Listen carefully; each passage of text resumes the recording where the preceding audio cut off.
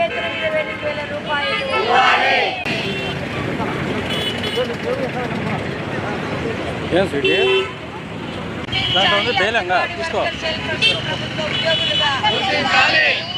కనీస వేతనం 22,000 రూపాయలు అమలు చేయాలి.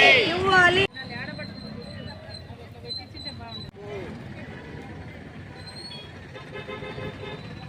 Anganwadi workers helpers association, anganwadi workers helpers association,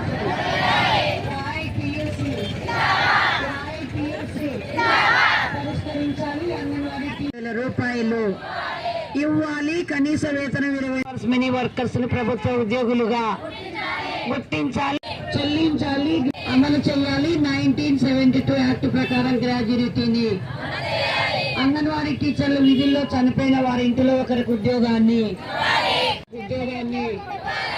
విధుల్లో చనిపోయిన వారి ఇంటిలో ఒకరికి ఉద్యోగాన్ని విధుల్లో చనిపోయిన వారికి 5 లక్షల రూపాయలు విధుల్లో చనిపోయిన వారికి 5 లక్షల రూపాయలు చెల్లించాలి. బకాయి బిల్లులను వెంటనే, మెనూ రేట్లను వెంటనే పెంచాలి. కనీస వేతనం 28,000 రూపాయలు ఇవ్వాలి. కనీస వేతనం 20,000 పెంచాలి. మెనూ ఛార్జీలను వెంటనే చెల్లించాలి.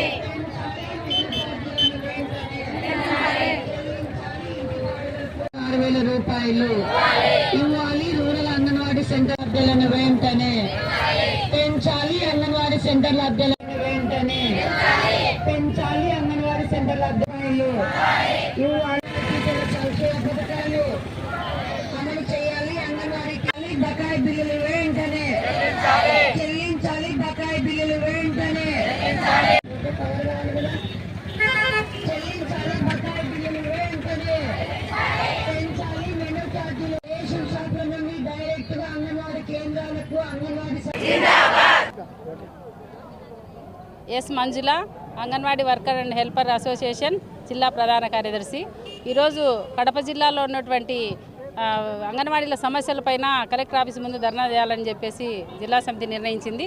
అందులో భాగంగా ఈరోజు పెద్ద ఎత్తున కలెక్టర్ ఆఫీస్ ముందు మేము ధర్నా చేయదలుచుకొని ఈరోజు కార్యకర్తలందరూ జిల్లా వ్యాప్తంగా రావడం జరిగింది.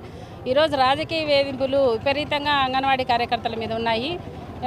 హెల్పర్లకు ప్రమోషన్లు ఇవ్వాలంటే ఎమ్మెల్యే గారు లెటర్ తీసుకురావాలని చెప్పేసి సిడిపోలు చెప్తా ఉన్నారు. ఓ పక్క చౌక దుకాణాల నుంచి స్టోరు తీసుకొచ్చుకోవాలంటే సరుకులు బియ్యం మూటలు ఎత్తాలనే దించాలనే ఒక్క రూపాయి కూడా కార్యకర్తలకు ఇచ్చే పరిస్థితి లేదు. మేము ఆటోలకు 500, 600 ఖర్చు పెట్టుకొని తీసుకొని వస్తూ ఉన్నాము. ఒక ఊరు నుంచి ఒక ఊరిలో నుంచి తెచ్చుకోవాల్సింది ఒకే చోట ఒక 10 సెంటర్ల